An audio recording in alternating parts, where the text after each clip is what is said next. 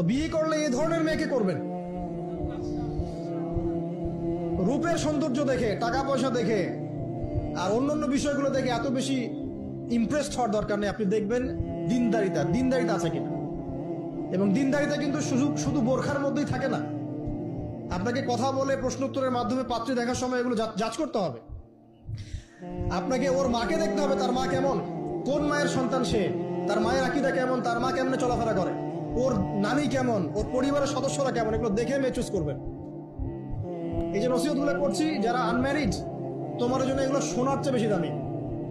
এই ডিসিশনটা এত গুরুত্বপূর্ণ যে জীবনে যদি এটাতে ভুল করে ফেলেন কখনো, সারাটা জীবন আপনাকে এই বোঝা টানবে।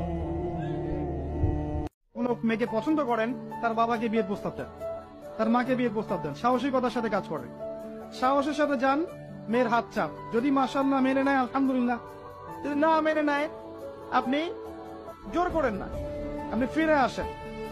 ফিরে এসে আল্লাহর কাছে ইস্তেখারা করেন, সিজদায় দোয়া করেন, আল্লাহকে বলেন রব্বানা হাব লানা মিন আজওয়াজিনা ওয়া যুররিয়াতিনা কুররাতা আয়ুন ওয়াজআলনা লিল মুত্তাকিনা ইমামা।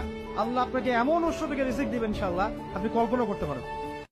আমরা আমাদের তরুণ ভাইদেরকে পরামর্শ দিব, দ্রুত বিয়ে করার চেষ্টা করেন।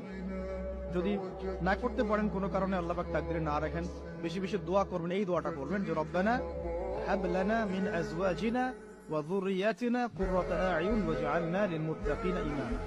খুব সূক্ষ্মতার সাথে যাচাই বাছাই না করে দিনদারিতে থাকলে বিয়ে করে নেন, অ্যাটলিস্ট আপনি একটা গার্ডিয়ান পাবেন।